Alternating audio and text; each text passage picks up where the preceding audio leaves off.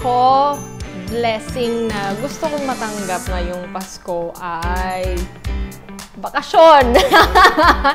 I know na medyo mababaw, pero mababaw lang naman kasi talaga ako. Ang pinaka-importante naman talagang blessing sa akin is to be with my family and loved ones. So, ayun, plus bakasyon na rin.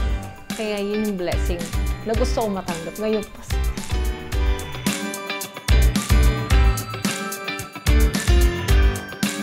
Ang blessing na gusto kong ibigay ngayong Pasko, of course, yung happiness. Kasi yun yung kailangan natin, especially now, sa dami-dami ng mga nangyayari sa paligid natin everyday. Yun yung kulang sa atin. So, yun ang gusto kong ibigay ngayong Pasko. It's really happiness and to share the love.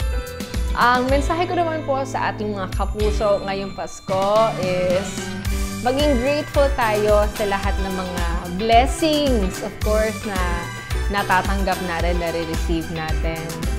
And syempre, i-share natin lahat ng mga blessings na yun sa iba para mas masaya.